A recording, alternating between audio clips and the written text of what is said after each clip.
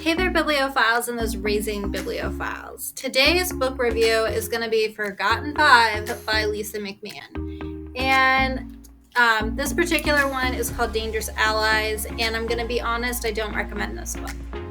So if you get nothing else, if you stop watching now, I would say pass on book number 4, Dangerous Allies. And I'm going to explain why in just a minute.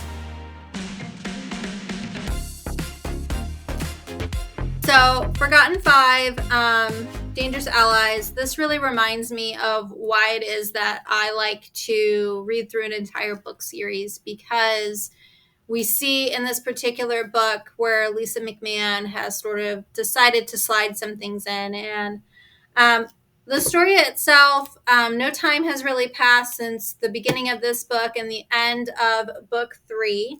And so it's going to continue to pick up. Troy, Tenor's father, has showed up at the monastery where they were all at. And so questions are sort of like, what are we going to do? Are we going to let him join us? Let us not join us? And so that's really a bulk of the book. As far as action goes, even if everything else that I share is put aside, this book is not really full of action. It really is sort of like a stop a little bit in the book where there's a lot of character development and a lot of character revelations. And so I would say that this book isn't so much a pushing forward of the plot, but it's a time where things sort of slow down and we see a development in characterization. And so the children are trying to uncover if the librarian really betrayed them. But, I mean, it's not a whole lot of intrigue per se. I mean, I guess it could be, but we don't see a lot of action in that. They do meet with her, and she's like, no, I was just kind of tricking them and wanting to be on the inside and getting details from inside the president's house and plan and what's going on there. If you remember from this series, so we have it sort of built up that we have the current president, and then we have Magdala, who is Seven's mother, and she's trying to run for president. So that's really what we're dealing with in the story, is that we have these two presidential candidates, one who's current and one who's trying to come in. The current president has supernatural abilities, but he's been hiding it. And up until sort of this point, there have been laws that were against the supernatural people with their abilities. And now those things have been opening up.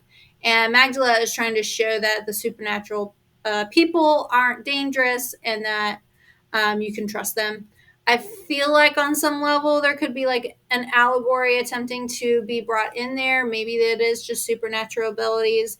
I will say from the very beginning, while I did enjoy the earlier books in this series, there was like just a little misgiving, trying to see if there was like this undertone or parallelism of what she's doing in there. Maybe I'm reading into it too much, which is totally possible because I teach literature, and so we're always doing that kind of thing. But sort of setting that piece aside, they are trying to, Magdala is going to have a rally sort of for her campaign, and that really doesn't even take place till like the last 30 pages of the book. And it sort of oversimplifies what's taking place, and really like the buildup, and then it's like those 30 pages and things happen really fast, and then it's like over. So anyhow, there's many questionable aspects of this book that I'm going to kind of talk through, and with the different characters. So just sort of bear with me a little bit. If this is a little too much for you, feel free to sort of, peruse a little bit ahead, and I'll do my best to sort of do it justice. But also, again, my goal here is for parents to know what's in the books and what's going on with the different characters, so that way you can make an informed decision if you want your child to read this book or not. So ECAT was a former super, and so she worked with the president originally, and now she has joined with the children. And so you see that take place in book 3, and it sort of continues here in book 4.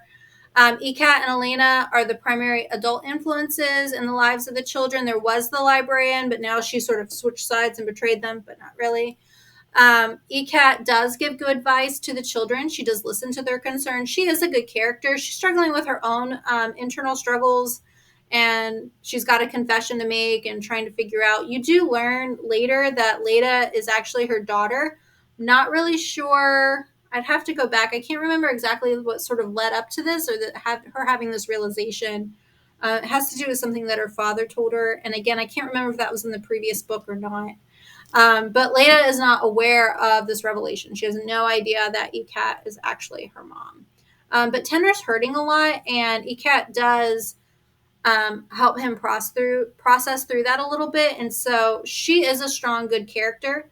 Elena is the mom to Birdie, and she's trying to be a good parent and a good motherly figure. You see her with this desire to do that, but she's not really strong in that regard. And so I don't think she's the best parent role model given. She's not giving them a lot of guidance, and she's not trying to help them navigate these changes and challenges that they're facing. I feel like Ikat is much stronger in that. So if you remember from book number 3, Cabot starts to develop her supernatural ability. She's sort of a late bloomer in that regard. That continues on in this book, and she's able, her power is that she can almost like hypnotize people and be able to get information out of them. And so she uses that on Troy, and she also uses it on the librarian at one point in the story. But Cabot is not necessarily an altruistic character. I'm not really sure exactly what all is meant to go on with her per se, because you do see her with the librarian. She's really pressing it, her ability, and it's the other characters who step in and get her to stop so that she doesn't break trust.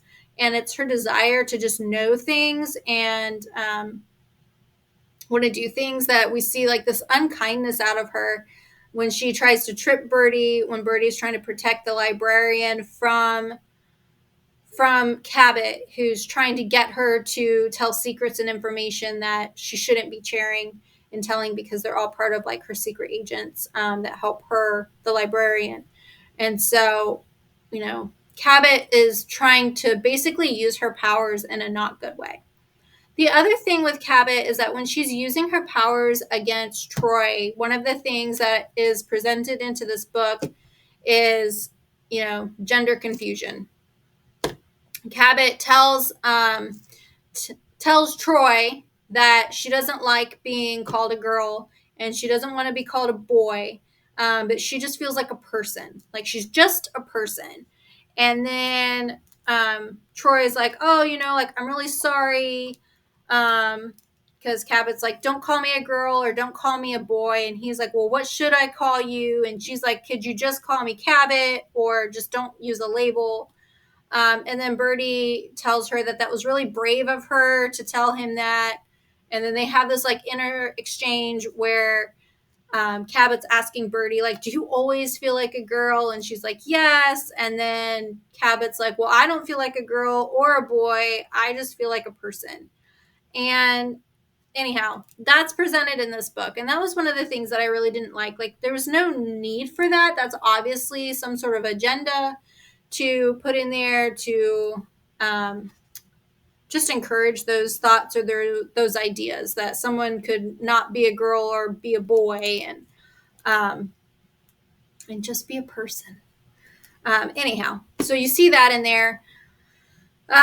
Tenor as a character, so that's Cabot. Tenor is really struggling to have his father back in his life, and with good reason, you find out, and it's kind of continued from book 1. But Tenor's father, Troy, was really abusive verbally growing up, and so we do see him trying to figure some of that out and dealing with that.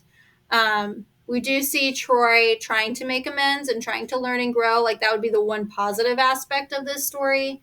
But I just feel like there's way more negatives. Like, I just don't want to support putting books in there, sliding stuff in like this one does with the gender identity things.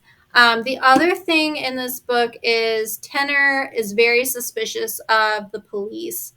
And while there are like some questionable things, seeing like, is someone being paid off, or who can you trust, who can you not trust, I think it's really difficult to not question the parallel that the author might be trying to draw between the supers in today's, and then other people in today's society.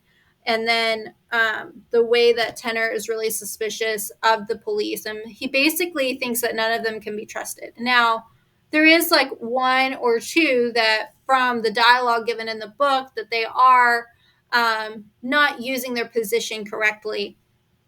But again, he's taking that one or two and he's labeling all of them. And then when the events do unfold at the end of the book, he's going around and basically chastising any of the police officers that he feels like are not doing their duty, and he's trying to get all their badge numbers.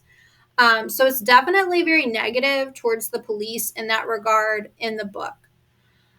We do see also romance is budding in this book. I'm just not a huge fan of putting a bunch of that in. I mean, I think like a cute little crush here and there, but some of this is building, I think, a little beyond what may be necessary. Um, because we see some things with Birdie and Seven, and you see Leda and Tenor, and those ideas of love and a budding romance are building between them and their feelings. And some of it feels out of place, but like I said, this book isn't really like action like the other books in the series. This one is more about character development. The other thing that I didn't care for in this book is that Birdie, in her attempt to comfort Seven and to help Tenor, she comes up with this new motto for the group. It's kids first, always. So she announces that adults are messing up our lives. So her new mantra, she says it's simple, but it's going to keep us together, which is kids first, always. For the remainder of the novel, this phrase pops up from time to time, and while the children mostly do not have stellar parents, okay, so considering that they're all criminal supers, Birdie actually is the exception. Like, her mother, Elena, is there. Her mother's been fighting against the injustice this whole time. She's present. She's trying to lead them in the right path. But the whole like mantra and the way it's brought just sort of sends the wrong message, I feel like, to readers.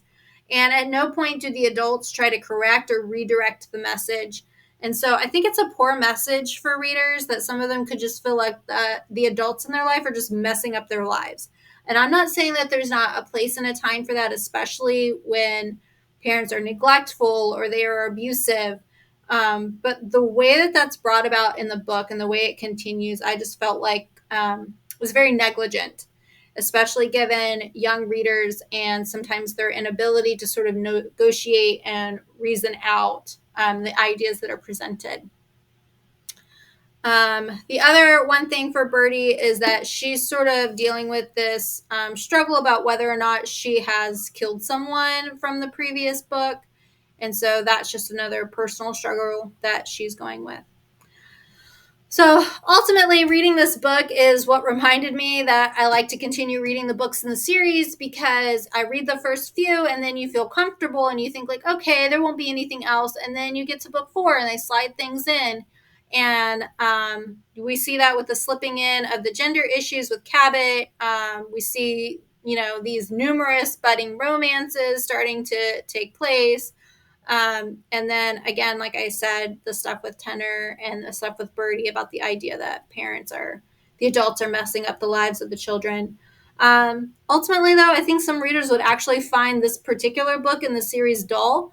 Book 5 is set to release in October of this year, so I will definitely get it. As much as like I'm disappointed and I really don't want to continue reading, I am going to continue reading this book series only because I want to see where McMahon is planning to take all of this, and that way parents can be aware. Lastly, McMahon does finish with a statement in her acknowledgments. I know a lot of people ignore the author's note or acknowledgments at the end of a book. I do like to read those. It gives a little insight into the author's mind. And she writes, quote, "I want to thank and encourage librarians and educators who are fighting to keep books available to kids." And I'll be honest, that phrase sort of struck me the wrong way. I don't think anyone's trying to make books unavailable to kids. I think, unlike movies that have ratings, right, or a lot of reviews, parents don't necessarily know what's in the books that are being on the shelves for their children, and not being able to have information and know what themes, messages, character portrayals are in those books. And so there are limitations on schools for what types of movies can be shown, but there isn't that for books. And so I just, again, I feel like it's a little bit negligent. It's a little bit cursory to say that like they're fighting to keep books available to kids, and that other families who have legitimate concerns are not trying to make books unavailable to kids. I think it's totally one thing to have books available in a public library where they're on shelves and parents have the ability to go there with their children and find out what it is they're reading. But at a school, the families are not there with their children in the library knowing sometimes what's being pushed for them to read or encouraged for them. And so I just want to make you aware of that. Kind of seems that she's leaning in a particular way or trying to support certain ideas that maybe some families don't agree with. And again, that's why I do these, to make families aware and let you know what it is you should be concerned about. Or, if you want them to read books 1, 2, and 3, and maybe you stop there and you don't finish the series, or maybe you don't pick it up at all. It did make me feel sad. I had read the other books. I kind of recommended them with some caution, but recommended them. And now I'm definitely, I would say, be wary of this particular book for sure.